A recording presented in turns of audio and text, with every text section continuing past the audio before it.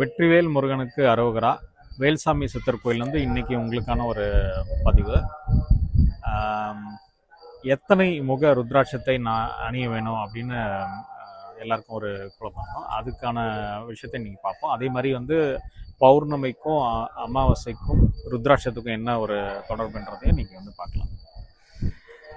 அமாவாசை பௌர்ணமியிலிருந்து நீங்கள் பிறந்த பிறை என்னன்றதை நம்ம பார்த்து அதுக்கேற்ற ருத்ராட்சத்தை நம்ம அணியணும். இதே நீங்கள் பஞ்சமியில் பிறந்திருந்தீங்கன்னா 5 முக ருத்ராட்சத்தை நீங்கள் அணியணும். இதே சஷ்டியில் பிறந்திருந்தால் நீங்கள் 6 முக ருத்ராட்சத்தை அணிய வேண்டும். அமாவாசை பௌர்ணமியில் மட்டும் நீங்கள் பிறந்திருந்தீங்கன்னா அவங்க பார்த்தீங்கன்னா 5 முக ருத்ராட்சத்தை அணியணும். அவங்க இதில் நீங்கள் நீரில் மிதக்கிற எந்த ருத்ராட்சத்தையும் அணியக்கூடாது. ஏன்னா அது உண்மையான ருத்ராட்சம் கிடையாது.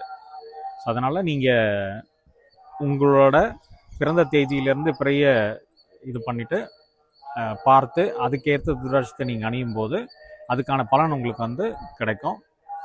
இதை பயன்பெறுமாறு கேட்டுக்கொள்கிறோம். வெற்றிவேல் முருகனுக்கு அரோகரா.